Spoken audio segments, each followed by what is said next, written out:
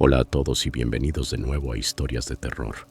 Sé que muchos de ustedes utilizan estos episodios para quedarse dormidos, así que, antes de que se entreguen al sueño, me encantaría que dejaran un comentario diciéndome desde dónde están escuchando en el mundo. Además, no olviden darle me gusta y suscribirse si están disfrutando de los episodios. Gracias por estar aquí.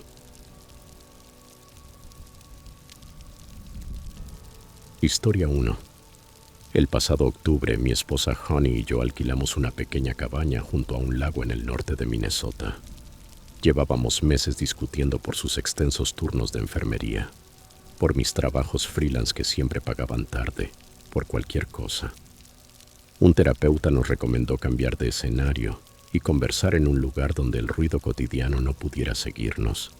El anuncio prometía privacidad absoluta, sin carretera, sin vecinos, solo una estrecha península que daba la sensación de ser una isla. Para llegar había que estacionar en un embarcadero público, cargar los suministros en un bote de aluminio de 14 pies y cruzar una milla de aguas tranquilas. Sonaba como el botón de reinicio que tanto necesitábamos, así que reservamos 5 noches. La primera tarde resultó esperanzadora. El lago estaba sereno y frío, reflejando como un espejo las hojas amarillas de los abedules. La cabaña era de pino sencillo, con apenas 2 habitaciones y un porche con mosquitero. Dentro había lámparas de propano, una estufa de 2 quemadores y un generador de gasolina de respaldo que, según el dueño, probablemente no necesitaríamos. No había señal de celular, pero sí una radio VHF de emergencia y un cuaderno con mapas locales. Bromeé diciendo que era exagerado. Honey respondió con una sonrisa cansada que revelaba lo mucho que se esforzaba. Llevamos 2 neveras con comida, botellas de agua, una caja de ropa de invierno y una pequeña caja de herramientas. La nota del propietario decía que debíamos subir el bote completamente a la playa y amarrarlo a un poste de cedro, ya que las tormentas en el lago podían llegar de repente. Enrollé la cuerda 2 veces y aseguré el motor. Luego caminé por la orilla. A unos 20 metros hacia el este, la tierra se estrechaba en un brazo pantanoso y más allá se extendía un denso bosque. Al oeste, al otro lado del lago, solo se veía una línea continua de árboles.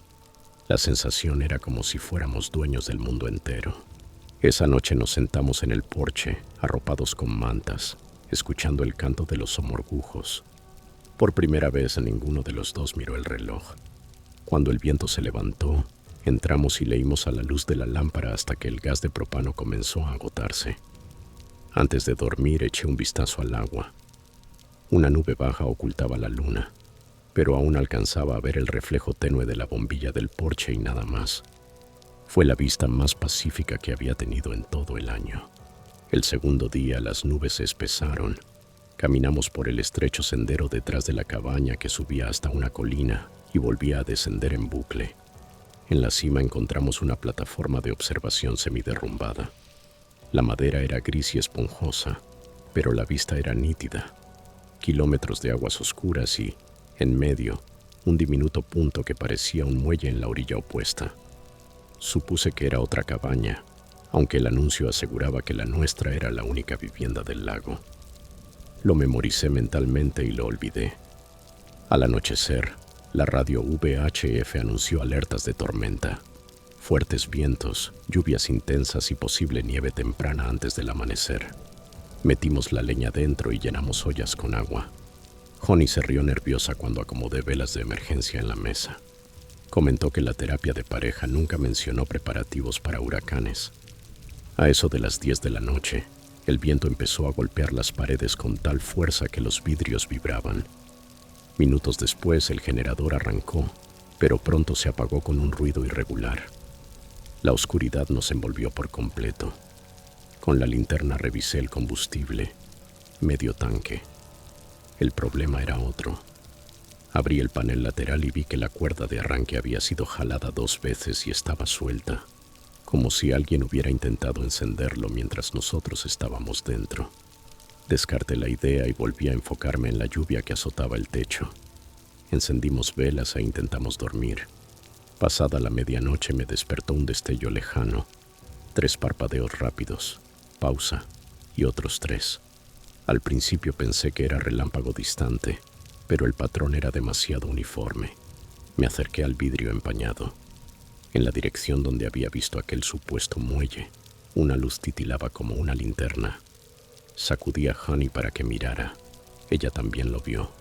Ninguno dijo nada. Observamos hasta que la luz desapareció. La mañana reveló los estragos de la tormenta. Un abedul bloqueaba el sendero. Nuestro bote había derivado y encallado contra las rocas. La hélice se había partido y el tubo de la popa estaba abollado tras recibir golpes toda la noche. Curiosamente, el cabo aún estaba amarrado al poste de cedro, pero el nudo estaba flojo, como si alguien lo hubiera desatado y vuelto a atar de forma descuidada. El viento por sí solo no explicaba eso. Hicimos inventario. Faltaban 2 latas de sopa y medio pan, pequeñas cosas fáciles de pasar por alto, pero Honey insistió en que había empacado cantidades exactas. Encontré una huella húmeda en el suelo del porche, más grande que mis botas de senderismo. Talón ancho, sin cordones. Parecía una bota de goma para pescar. Medí con mi mano, pero no dije nada. La radio VHF solo emitía estática. Las torres repetidoras habían caído. Apenas captábamos fragmentos. Pensamos en reparar el bote, pero el eje doblado de la hélice estaba fuera de mis capacidades. Remar 1 milla en aguas bravas era posible, pero no teníamos remos adecuados, solo un pequeño remo de plástico para maniobrar en el muelle. Decidimos mantener la calma, racionar la comida y esperar a que mejorara el clima. Esa tarde la linterna del otro lado del lago volvió. Esta vez parpadeaba con un patrón más lento. 2 destellos. Pausa. 1. Pausa. 2 más. Contamos repeticiones hasta que las nubes taparon la señal. El mensaje era inconfundible. Alguien enviaba un código. Intenté recordar el alfabeto Morse, pero la tensión me confundía. Me convencí de que tal vez era un campista varado pidiendo ayuda. Sin embargo, ¿por qué no gritar o usar un bote? Encendimos una vela en el porche y la cubrimos y descubrimos 5 veces. No hubo respuesta. Dormimos mal. Cada crujido parecía un paso. Al amanecer, Honey encontró cortes rectos en la bolsa cerrada de cereal, marcas verticales hechas con cuchillo, no mordidas de roedor. El tarro del café estaba destapado y los granos derramados en una línea precisa. Quien entró se tomó su tiempo. Exploré la orilla. En el barro hallé otra huella fresca, la misma suela de goma con dibujo entrecruzado.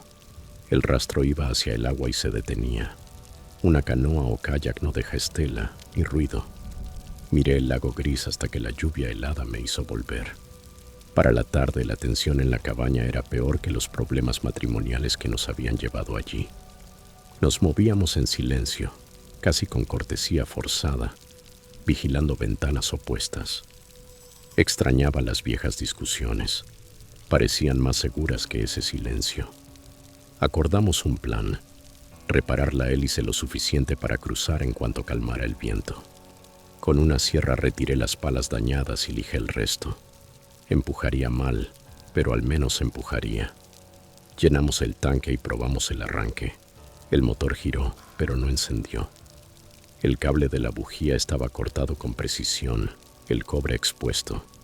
Ahora no había duda. Alguien estaba saboteando nuestra salida. Empujamos el bote por completo hasta la orilla y lo encadenamos al poste de cedro. La voz de Honey temblaba cuando preguntó qué más podría haber tocado ese desconocido. Revisé mi caja de herramientas. La pequeña hacha había desaparecido. Solo quedaban el martillo y los destornilladores. Esa noche tapamos las ventanas con mantas y apilamos sillas contra las puertas. La linterna del otro lado del lago apareció más temprano, antes de que oscureciera por completo. Esta vez provenía de más abajo en la orilla, no del supuesto muelle. Parpadeaba una vez cada 3 segundos, constante, sin pausas. Mi piel se erizó ante esa paciencia inmutable. Cerca de la medianoche, las tablas del porche crujieron y se escuchó un solo golpe en el marco de la puerta. Un toque suave, burlón. Contuvimos la respiración. Luego vino un segundo golpe, y un silencio tan prolongado que dudé de mis propios oídos. Levanté el martillo y me situé junto a la puerta, con el corazón latiendo tan fuerte que Honey podía escucharlo. No hubo más ruidos, pero la sensación de que alguien estaba a centímetros del otro lado era insoportable. Los minutos se estiraron, el viento sacudía las hojas húmedas, hasta que finalmente escuchamos el chapoteo del agua y un roce distante de plástico contra roca. El sonido inequívoco de un kayak parando. No dormimos. Al amanecer salí al exterior. La barricada de sillas había sido apartada, aunque la puerta aún seguía cerrada con llave. Sobre la baranda del porche descansaba nuestro hacha desaparecida. Su hoja estaba incrustada profundamente en la madera, con el mango apuntando hacia el lago como una flecha. Justo debajo, alguien había tallado letras. «Vámonos», susurró Honey. Él cree que aún podemos. Era peor que una amenaza. Era un consejo que sabía que no podíamos seguir. Nos obligamos a desayunar granola y hervir agua en la estufa. Si racionábamos, nos quedaban 2 días de comida. Subí de nuevo a la colina con la esperanza de encontrar señal de celular. Nada. Con los binoculares pude observar con claridad la orilla opuesta. El muelle no era tal. Era un cobertizo para botes colapsado, medio hundido. Junto a él había un remolque oxidado y una vieja camioneta con las llantas desinfladas. Busqué movimiento. Nada. Decidí que debíamos cruzar a pie. El agua del lago estaba a 7 grados Celsius. Nadar una milla era casi suicida, pero teníamos trajes de neopreno para hacer paddleboard. En condiciones tranquilas podríamos usar el bote como balsa y empujarlo. Honey estuvo de acuerdo. El miedo se había convertido en determinación. Pasamos horas despejando la playa y fabricando remos improvisados con puertas de gabinete. Cuando arrastramos el bote al agua, descubrimos 2 agujeros nuevos, del tamaño de un pulgar, justo en la línea de flotación. Las astillas frescas todavía colgaban. Había estado allí mientras nosotros preparábamos, a escasos metros. Honey soltó un sollozo ahogado y después cayó. Tapé los agujeros con cinta adhesiva y un pedazo de plástico recortado de la tapa de la nevera. Quizá resistiría lo suficiente. Reacomodamos el bote y fijamos un plan: salir al amanecer con la menor luz posible, esperando que el depredador durmiera de noche. Al caer la tarde, la niebla se asentó baja, apagando cada sonido. Ninguna linterna apareció. El silencio se sentía extraño, como antes de una emboscada. Llenamos mochilas, nos vestimos en capas y dormimos por turnos. A las 3:07 de la mañana, los escalones del porche crujieron bajo un peso constante. Honey me sacudió justo cuando un vidrio estalló en la ventana de la cocina. Tomé el martillo. Ella empuñó la radio VHF como un garrote. Retrocedimos hacia el dormitorio. Un haz de luz cruzó la sala una vez y se apagó. El piso de madera gimió bajo pasos lentos. «Estamos armados. Lárgate ahora», grité con la voz quebrada. Los pasos se detuvieron unos segundos y luego continuaron más cerca. El dormitorio no tenía cerradura. Acomodamos un aparador contra la puerta y apunté el martillo a la altura de las rodillas, planeando golpear si el intruso derribaba la entrada.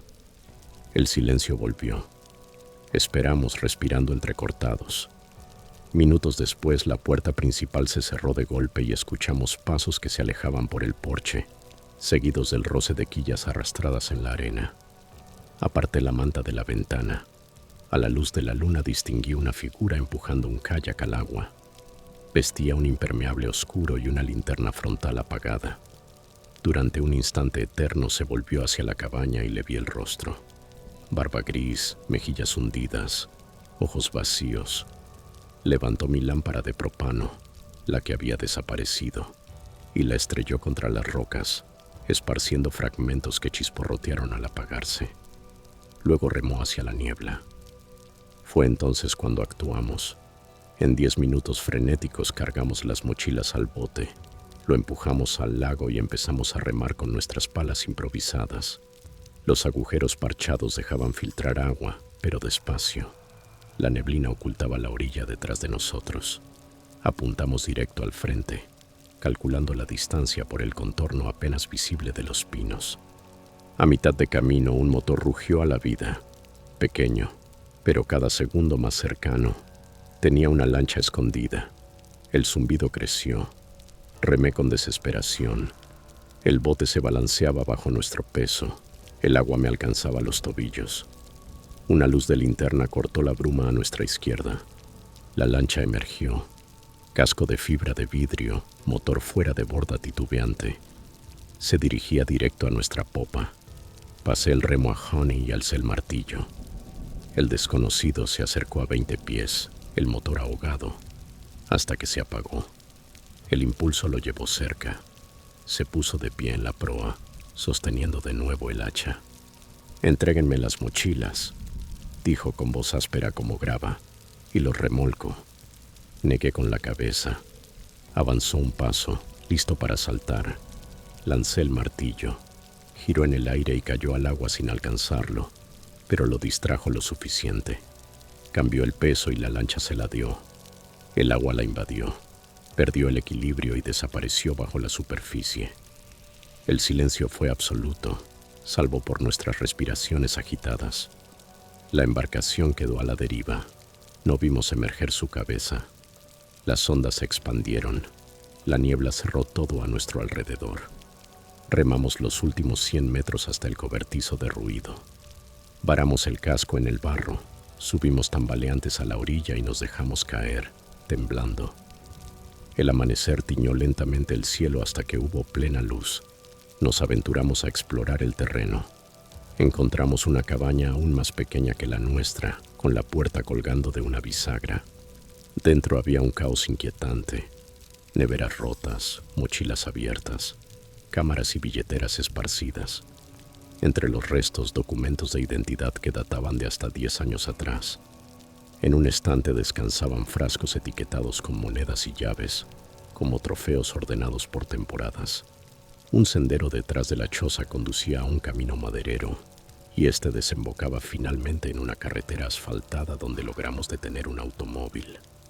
La policía estatal nos tomó declaración durante horas. Buceadores peinaron el lago, pero no encontraron cuerpo alguno ni ese día ni al siguiente. Sí hallaron la lancha, hundida a unos 4 metros, con la hélice enredada en una línea de pesca. El detective conjeturó que nuestro perseguidor había quedado atrapado en su propia trampa. Honey y yo jamás volvimos a recoger nuestras pertenencias. Contratamos abogados, cancelamos el contrato de alquiler y nos refugiamos en un hotel de cadena en Duluth, hasta que la familia nos envió pasajes de avión para regresar a casa. Curiosamente, el matrimonio se sintió más liviano. El miedo real había consumido resentimientos pequeños. En los informes, al sospechoso lo llamaron el ermitaño del límite, vinculándolo con 2 kayakistas desaparecidos la primavera anterior. Pero sin cuerpo ni confesión, todo quedó como presunción. El sheriff nos dijo: «El agua fría oculta pruebas durante años. A veces, en noches silenciosas, todavía escucho en mi mente el débil parpadeo de aquella linterna, un código que nunca logré descifrar. Y no puedo evitar imaginar ese destello intermitente bajo el agua oscura, tratando aún de enviar señales a alguien en la otra orilla de un lago vacío».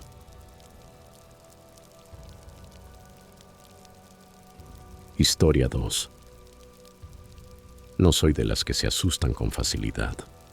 Crecí en un pequeño pueblo de Ohio y ya me había acostumbrado a lidiar con vecinos inquietantes y ruidos nocturnos. Las casas viejas crujen, el viento aúlla. Es parte de la vida. Pero lo que ocurrió en aquella casa del lago en Maine el verano pasado fue otra cosa. Algo que jamás podré olvidar, por mucho que lo intente. Mi nombre es Emily, y esta es mi historia. Todo empezó cuando supe que tenía que alejarme. Mi ex, Jake, no me dejaba en paz. Llevábamos 6 meses separados, pero él seguía enviándome mensajes, llamándome e incluso apareciéndose en mi apartamento sin aviso. Al principio eran molestias menores, mensajes borrachos, ramos de flores que yo no quería. Pero luego empeoró. Empezó a dejar notas en mi coche con frases como: «Sé que me extrañas». Una vez encontré una colilla de cigarrillo bajo la ventana de mi habitación, aún tibia, como si hubiera estado ahí viéndome dormir. Obtuve una orden de alejamiento. pero no lo detuvo. La policía me dijo que no podían hacer mucho a menos que él me hiciera daño físico.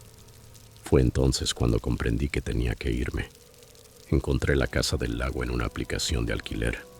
Estaba en un diminuto pueblo llamado Milanino, en Maine, a unas horas al norte de Portland. Las fotos mostraban una acogedora cabaña estilo A-frame justo en el lago Ambejus, rodeada de pinos y con un muelle que se adentraba en el agua. Se veía pacífica, aislada, justo lo que necesitaba.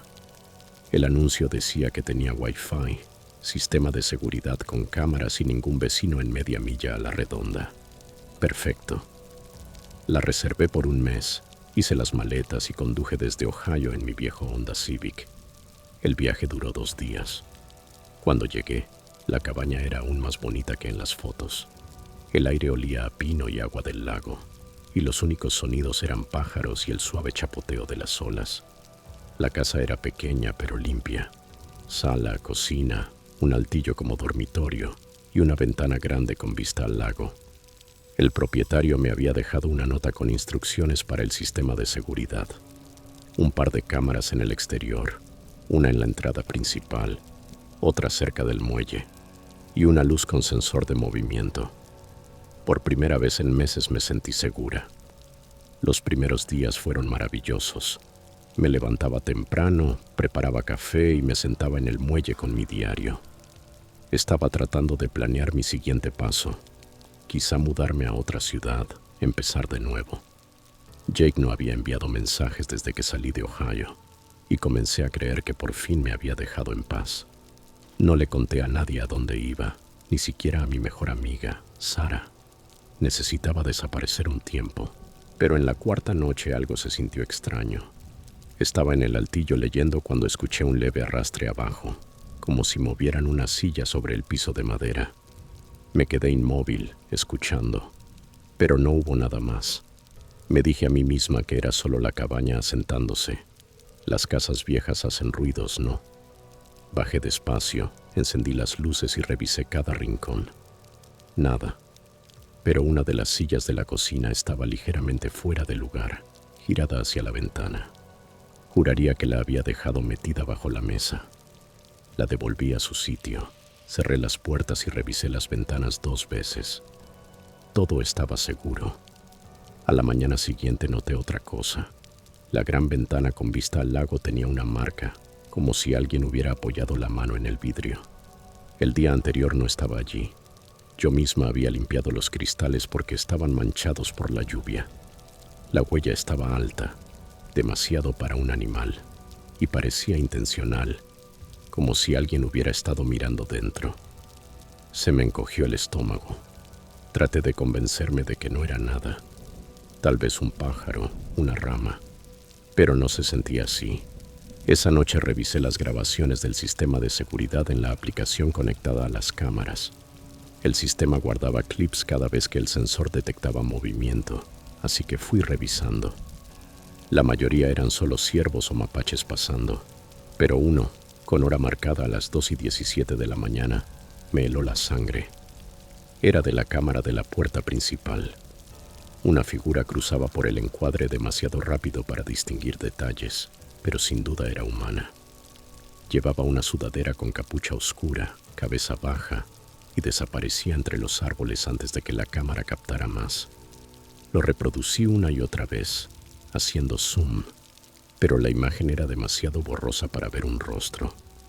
Llamé a la policía local a la mañana siguiente.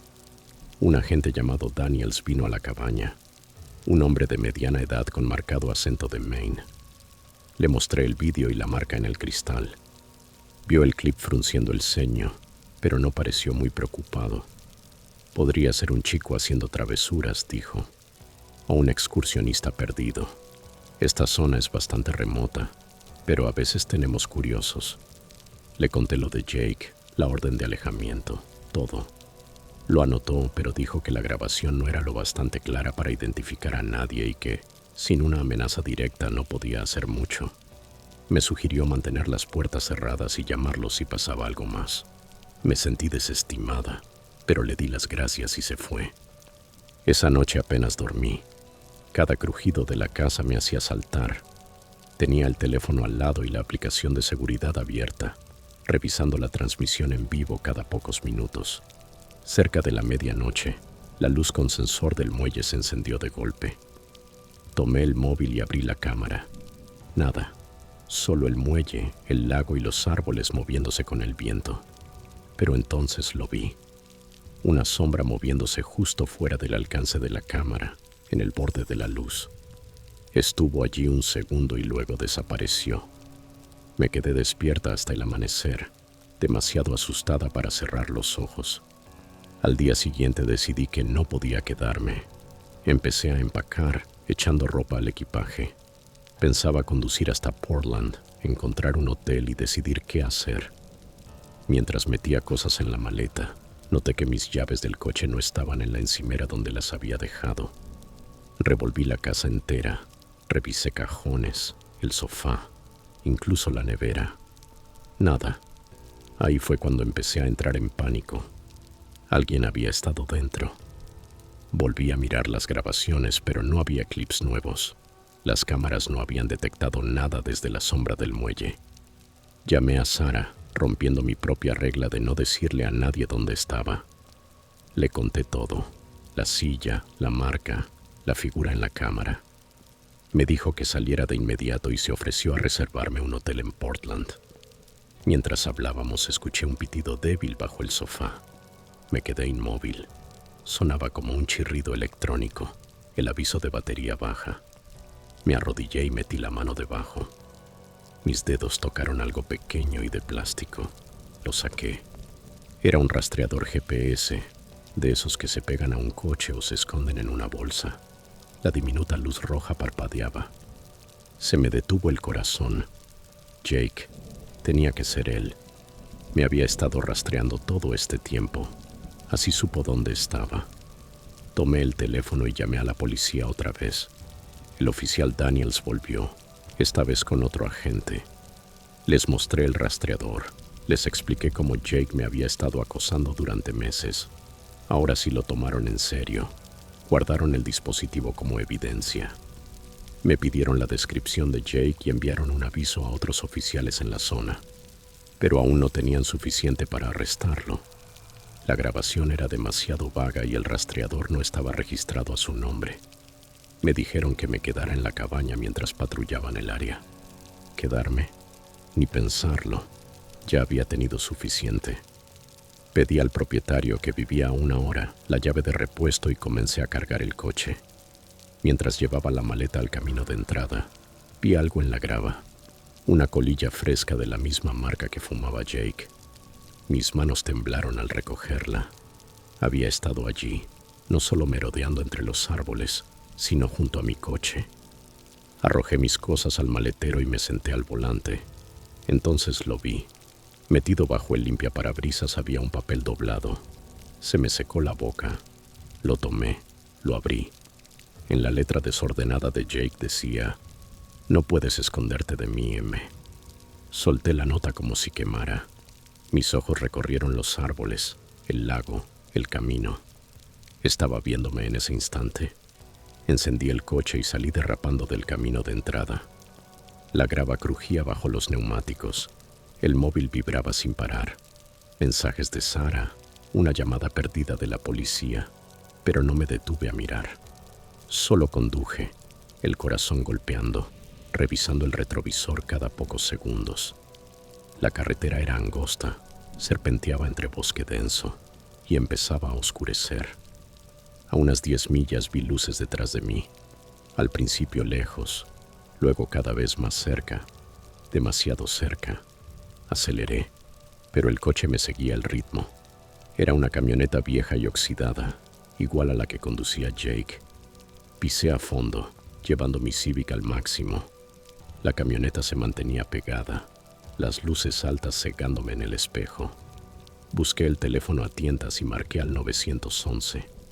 La operadora me dijo que me calmara y siguiera conduciendo hacia la comisaría de Millanac. Yo lloraba, gritando que era él, que era Jake. La camioneta se arrimó más y pude ver la silueta del conductor, sudadera con capucha, cabeza baja, igual que la figura en la cámara. De pronto la camioneta redujo la velocidad y giró por un camino lateral. Las luces desaparecieron entre los árboles. Seguí conduciendo, temblando, hasta que vi las luces de Milanino. Entré al estacionamiento de la comisaría y me desplomé sobre el volante, sollozando. Los agentes tomaron mi declaración y les mostré la nota. Enviaron una patrulla a la cabaña y al camino lateral donde la camioneta se había desviado, pero no hallaron nada. Ni camioneta ni Jake. Esa noche me escoltaron a un hotel en Portland. No dormí. Cada ruido en el pasillo me hacía saltar, pensando que me había encontrado de nuevo. Al día siguiente la policía llamó. Habían rastreado el GPS hasta una tienda en Ohio comprada con la tarjeta de crédito de Jake. Lo detuvieron para interrogarlo, pero él lo negó todo. Dijo que no había salido de Ohio, que tenía coartada con un amigo. La investigación seguía, pero sin más pruebas no podían retenerlo. Me mudé a una nueva ciudad después de eso. Cambié mi número, eliminé mis redes sociales, empecé de cero. Sigo revisando mi coche por si tiene rastreadores. Cierro las puertas 3 veces y duermo con un bate junto a la cama. No sé si era Jake en aquella camioneta o si alguna vez estuvo en la cabaña del lago, pero sé que estuvo cerca, demasiado cerca. Y lo peor es que nunca volveré a sentirme segura.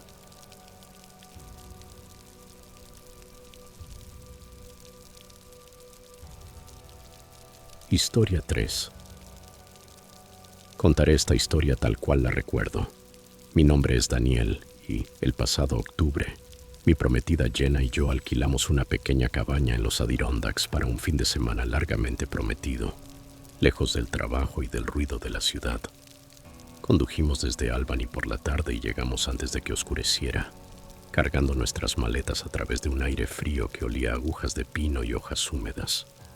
La casa se encontraba al final de un estrecho camino de grava, siendo la única propiedad en una ensenada tranquila.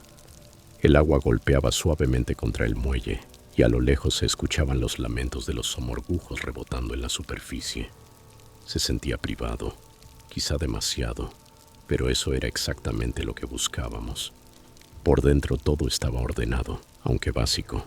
Paredes de pino, 2 dormitorios pequeños, una chimenea de piedra y ventanas que daban al lago. Desempacamos, cocinamos pasta y cenamos en la pequeña mesa mientras la luz afuera desaparecía. A las 9 la orilla era un espejo negro y el bosque dibujaba una silueta más oscura contra el cielo. La señal del celular era débil y el wifi de la casa apenas mostraba una barra. Nos encantaba. No había notificaciones constantes, así que dejamos los teléfonos cargando en la cocina y abrimos una botella de Coca-Cola. A las 10 empezó una lluvia constante que golpeaba las tejas y salpicaba el lago, enmascarando cualquier otro sonido. Nos arropamos con una manta en el sofá y nos quedamos viendo las llamas en la chimenea. Cerca de la medianoche, adormecidos por la comida y la bebida, decidimos ir a dormir. Revisamos las puertas. Tanto la delantera como la trasera tenían solo cerrojo simple, sin pasadores. Luego subimos la estrecha escalera hacia el dormitorio principal. Una pequeña ventana en el pasillo ofrecía vista al camino de grava, pero la lluvia y la oscuridad lo ocultaban todo más allá de la luz del porche. Me desperté a las 2:17 de la mañana con un ruido apagado. Al principio pensé que era un trueno, pero la lluvia ya se había detenido. Jenna seguía dormida a mi lado. Permanecí quieto, escuchando. Una tabla crujió en la planta baja, lenta, deliberada. El corazón me latía con fuerza. El ruido volvió, más cerca de la cocina que de la sala, como si alguien probara el peso en el piso. Me deslicé fuera de la cama y avancé hasta la puerta del dormitorio, abriéndola con cuidado. La casa se sentía más fría. Una delgada franja de luz de luna entraba por la ventana de la escalera, pero abajo reinaba la oscuridad.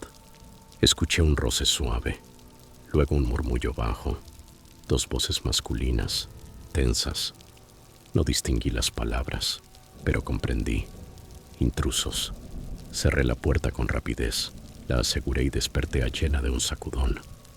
Ella se sentó sobresaltada cuando le susurré: «Hay alguien abajo». Empujamos el viejo aparador contra la puerta. Pesaba unos 35 kilos y el suelo de madera chirrió al arrastrarlo, ruido que seguramente se oyó. Inmediatamente, pasos corrieron escaleras arriba. Una voz susurró: «Hay gente aquí arriba». Otra respondió: «Aún podemos tomar cosas, solo rápido». Retrocedimos hasta la pared del fondo. Lo único que nos separaba de ellos era ese mueble y una puerta endeble. No había salida directa. Las ventanas del dormitorio daban a una caída de casi 5 metros sobre rocas. Abrí el cajón de la mesita de noche. Nada útil. Entonces recordé que mi teléfono estaba abajo, junto con el de Jenna. No había forma de pedir ayuda. Un puño golpeó la puerta. «Abran». La voz sonaba quebrada, más nerviosa que amenazante. Jenna me apretó el brazo. Grité: «La policía viene en camino». Era mentira, pero nos dio unos segundos de silencio. Luego alguien murmuró al otro y pateó. La puerta tembló. El marco crujió, aunque el pestillo resistió. Entonces habló una tercera voz, más grave, más calmada. «Déjalo, no vamos a hacerles daño. Tomen lo que esté cerca de la salida». El más joven replicó: «Necesitamos dinero. Seguro tienen carteras arriba». Hubo otro forcejeo y una patada. La madera se astilló en la bisagra. Jenna maldijo por lo bajo. Busqué desesperado algo pesado. Tomé la lámpara metálica, la desenchufé y la levanté como un arma. El siguiente golpe arrancó la bisagra. El aparador bloqueaba la parte inferior, pero arriba se abrió un hueco. Un rostro apareció, ojos desorbitados, capucha de impermeable aún puesta. Se quedó helado al verme con la lámpara en alto. Nos miramos 2 segundos eternos. Detrás de él alguien murmuró: «Te dije que estaba ocupada». Su expresión cambió de sorpresa a arrepentimiento. Retrocedió. Los escuchamos discutir en susurros en el rellano. No parecían delincuentes expertos, más bien chicos asustados, fuera de su alcance. Pero la desesperación vuelve peligrosas a las personas. Bajaron otra vez. Desde la rendija oímos respiraciones agitadas, cajones abriéndose, maldiciones. Luego frases más claras. «Dijiste que nadie alquilaba este sitio en temporada baja. La semana pasada estaba vacío. Si nos vamos sin nada, no podremos pagarle a ese lo que debemos». Otro replicó: «Cállate y toma la electrónica». Comprendí. Eran ladrones de poca monta, probablemente locales, con deudas. Aquel nombre, ese, parecía alguien esperándoles el dinero. Imaginé problemas de drogas en un pueblo pequeño. Aún así, seguían dentro, y nosotros atrapados sin teléfono. Jenna me susurró: «Vi una línea fija en el mueble del salón cuando dejamos las bolsas». Recordé un viejo inalámbrico beige. Si funcionaba podríamos llamar al 911, pero había que pasar cerca de ellos para alcanzarlo. Esperamos. Quizá recogerían cosas y se irían. 15 minutos se arrastraron. Escuchamos cubiertos tintinear, como si robaran cualquier objeto fácil de empeñar. Uno maldijo de nuevo: «No alcanza». Sus pasos se dirigieron hacia la puerta trasera. Por un instante pensé que se irían, pero regresaron a la escalera.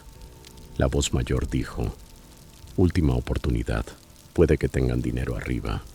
Jenna señaló la ventana. Negué. La caída era muy alta. Teníamos que disuadirlos. Abrí el armario. Nada útil salvo una plancha de viaje, inservible. Entonces recordé la pistola de bengalas que había llevado para excursiones en kayak. Estaba en mi bolso, bajo la ropa. La cargué. No era un arma real, pero podía intimidar. Cuando los pasos retumbaron otra vez en las escaleras, apunté al hueco. Jenna se arrodilló a mi lado con la lámpara. La voz joven dijo: «Escuchen, pasen sus carteras por la puerta y nos vamos». «Retrocedan», grité. «Estoy armado». Silencio, luego una risa nerviosa. Mentira. Presioné el gatillo a medias. El seguro hizo clic y un destello naranja iluminó el cañón. La primera es bengala, la segunda es de verdad. Solté multiplicando el farol. El pasillo quedó en silencio. La voz del mayor cansada habló: Chico, van en serio. Vámonos, pasos inseguros. El joven gimió. Si nos vamos, estamos muertos. Ese no perdona. Se escuchó un golpe como una bofetada. Deja de hablar de ese, ordenó el mayor. Finalmente descendieron otra vez. Respiramos aliviados. Afuera goteaba agua. El amanecer aún estaba lejos. La pistola de bengalas pesaba en mis manos. Jenna susurró: si se van, corremos al coche. Asentí. Un estruendo abajo interrumpió el plan. Estaban destrozando algo. Vidrios rotos. El mayor gritó: basta. Haces demasiado ruido. Luego un sollozo. No quiero volver a la cárcel, lloraba uno. Mientras discutían, visualicé el plano de la casa. El teléfono estaba a unos 6 metros de la escalera, en el mueble del salón. Si lográbamos llegar sin ser vistos, podríamos pedir ayuda antes de que reaccionaran. Movimos el aparador despacio y salimos al pasillo. El piso crujía incluso con pasos lentos. Nos detuvimos en lo alto de la escalera. Abajo distinguí 2 siluetas con la tenue luz del reloj de la estufa. Uno agachado revisando cajones, el otro caminando con las manos en la cabeza, ambos de espaldas. Descendimos el primer peldaño. Chilló. El que caminaba se detuvo, girando la cabeza hacia el sonido. Alcé la pistola de bengalas. Sus ojos brillaron bajo la capucha. Parecía joven, apenas veinteañero, con mirada cansada y asustada. Con voz quebrada dijo: por favor, solo necesitamos dinero. Nadie tiene que salir herido. Su compañero, mayor quizá 10 años, se giró despacio. Tenía mejillas hundidas y cargaba un saco abultado con pequeños objetos. Jenna murmuró: váyanse, llévense lo que tengan y márchense. Mi voz temblaba, pero sonó firme. Ya llamamos a la policía. Otra mentira, pero el joven se estremeció. El mayor nos observó, luego asintió a su compañero. Hora de irnos. Avanzaron hacia la puerta trasera. En ese instante, faros iluminaron las ventanas frontales, 2 haces cortando la pared. Un coche entraba al camino de grava. Todos quedamos inmóviles. El joven maldijo: ¿quién es? Corrió a la ventana, apartó la cortina y exclamó: es la policía. Salió corriendo hacia el porche. El mayor dudó, nos miró una última vez y lo siguió. No esperamos. Corrimos al mueble de la sala, sacamos el auricular del teléfono fijo y marqué 911. La voz tranquila de la operadora me sostuvo. Le di la dirección del contrato pegado en la nevera. Mientras hablaba, Jenna asomó al ventanal. Se fueron a pie, murmuró. Luces rojas y azules destellaron por la carretera cuando un coche del sheriff llegó derrapando sobre la grava húmeda. 2 agentes bajaron con armas desenfundadas, inspeccionando. Les hice señales desde la ventana y luego los recibimos en el porche. Jadeando les contamos todo. Revisaron la casa y confirmaron que los intrusos habían escapado hacia el bosque. Pasamos 2 horas dando declaraciones mientras llegaban más unidades. Un agente halló huellas embarradas que llevaban hacia un grupo de cabañas deterioradas al otro lado del lago. Comentó que últimamente había aumentado el número de robos porque una fábrica de papel local había cerrado, dejando a decenas sin empleo. Algunos recurrían a hurtos para pagar el alquiler. Sospechaban que los 2 de esa noche formaban parte de ese grupo. Al amanecer, la casa parecía una escena del crimen. Polvo para huellas en los cajones, radios policiales crepitando, nuestras maletas medio abiertas en el suelo. Los agentes aseguraron el lugar y sugirieron que termináramos el fin de semana en un hotel del pueblo. Aceptamos sin dudar. Esa tarde, en una cafetería de carretera con café quemado, un detective nos llamó. Habían detenido a los intrusos cerca de un viejo camino maderero. Uno tenía 21 años, el otro 33. Ambos vivían a 50 kilómetros al sur, desempleados desde hacía meses. El joven tenía antecedentes por pequeños robos, el mayor ninguno. Confesaron explicando que elegían casas de vacaciones vacías porque los dueños tardaban en denunciar. Juraron que nunca quisieron lastimar a nadie, solo asustarnos para conseguir dinero cuando descubrieron que estábamos allí. Sentí frío al escucharlo. Parte de mí los compadecía.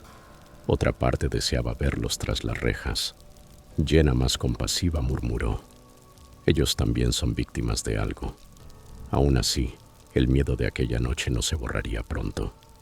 Terminamos el viaje antes de tiempo y volvimos a casa, en silencio durante largos tramos de carretera. Cada vez que los faros iluminaban los árboles, recordaba el instante en que entendí que no estábamos solos. Semanas después aún me despertaba en medio de la noche, escuchando pasos que no existían. Pasaron meses y, finalmente, el tribunal condenó al más joven a 2 años de prisión y al mayor a libertad condicional y trabajo comunitario. Los informes decían que ambos habían cooperado, admitido su culpa y pedido una segunda oportunidad. Me pregunto si podrán reconstruir su vida. Me pregunto si, en su lugar, yo habría tomado decisiones distintas. Quiero creer que sí, pero la desesperación tuerce el juicio. La gente me pregunta por qué sigo contando esta historia, porque el peligro no siempre es una figura oscura entre los árboles. A veces es un vecino cualquiera, empujado demasiado lejos por las circunstancias. Eso es lo que realmente me quita el sueño. La delgada línea entre la seguridad y la desesperación, y lo rápido que una tranquila cabaña junto al lago puede convertirse en un campo de batalla cuando esa línea se cruza.